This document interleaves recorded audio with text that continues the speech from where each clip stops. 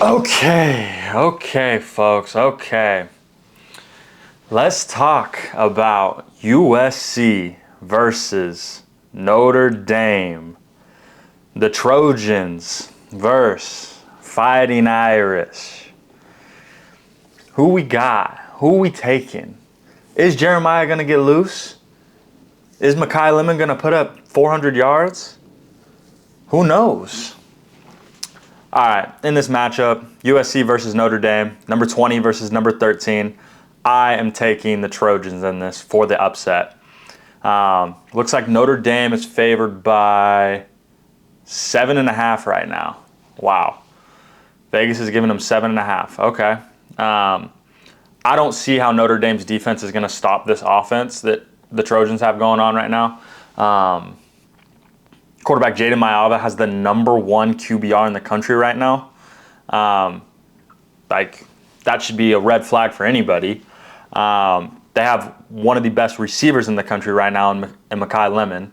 The catch he had against Michigan was absolutely sick. Oh my gosh. Just postered the guy. But yeah, their quarterback, Jaden Mayava, he has 1,852 yards, 13 touchdowns. Yes, that's 13 touchdowns. And a 93.1 QBR. Somebody please tell me how, or who on the Notre Dame defense is just stopping that. I don't see it. I don't see anybody on the Notre Dame defense that's guarding Makai Lemon consistently and just locking him down. What? No, he's going to put up points. And I think USC is going to put up points in this matchup. I think USC's secondary is very well built to stop the Notre Dame pass game. I don't think CJ Carr in his first year is ready for a secondary like this. He's good, don't get me wrong, but I just think with how USC secondary is playing, the mix of coverages they're throwing at teams. Look what they just did to Michigan and Bryce Underwood, right? People were saying, "Oh, Bryce Underwood's going to have to throw in this game." Well, yeah, they were going to have to throw, and he wasn't able to throw consistently, and only put up 13 points. And then on top of that, everybody was saying how USC's run defense was going to just crumble when they played Michigan. No, that was not the case at all. And so, yeah, there's a safety on USC's defense right now, Bishop Fitzgerald, and he has 5 interceptions on the year. Yes, 5. That's crazy to have 5 interceptions on what are we, week 7 right now? 5 interceptions? What? To me, I don't see Notre Dame's wide receiver core getting open consistently against this USC secondary. Notre Dame's wide receiver core is not built like USC's.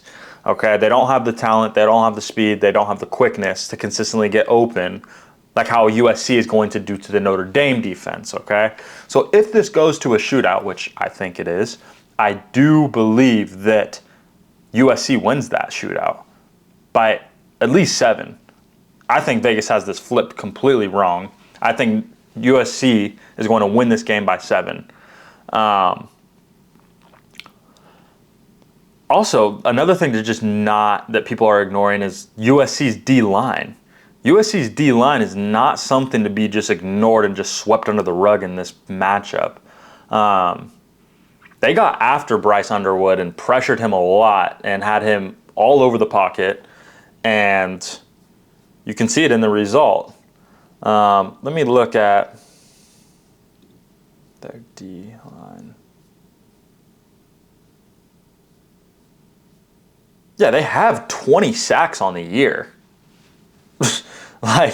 This is not a D-line to just be like, oh yeah, it's just USC's offense. No, there's multiple weapons across this team that USC is playing with that are deadly. And yes, they lost a game, but I almost think that's good for them. I almost think that's a good thing that they lost, because any successful Power 4 team these days usually has at least one hiccup or one loss that kind of puts them in check, to where they're like shoot, we need to just We need to get this going. We need to get this rolling. And I think USC's already been through that. Notre Dame's been through that too as well, though. So it's like, that's why I think this is going to be such a good game. Not only the rivalry aspect about it, but also the fact that both of these teams are back up against the wall right now, needing to make the college football playoff. For Lincoln Riley, this would be a statement win. I do believe the Michigan win was also a statement win because they were ranked and they knocked them off handily. They beat them by, 31 minus 13. That is, that's one of those weird ones. 20, 19. No, they beat them by 18. That's handled, okay? They beat Michigan by 18 points. That is a handled game. That was not close, okay? The way they just disrupted that Michigan offense was pretty impressive in my opinion, and I think they can do the same to Notre Dame. Okay, Notre Dame, Jeremiah Love, problematic though. No ifs, ands, and buts around that. If Jeremiah Love gets loose, which I think he is, I think that's how they're going to score the majority of their points is through Jeremiah Love, whether it's a pass out of the backfield or whether it's a running back draw down the middle. Jeremiah Love is averaging 5.3 yards a carry right now, which, I mean, that's all right. Is that incredible? No. It's really his receiving that I see that can do some serious damage to the Trojans in this game. But final pick in this, I just think USC's offense right now has way too many weapons that are all performing very well. They got a top they have the best performing quarterback right now in terms of QBR in the country. They have a top 3 receiver in the country right now in terms of production and playmaking ability, probably top 2. And then they also have Waymond Jordan, their running back, that's also performing very well. And the backup came in against Michigan and still put up numbers.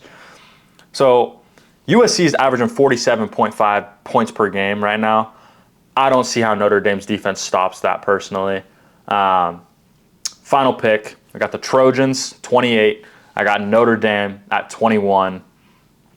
Make sure to follow, make sure to like, and we'll see you guys Saturday.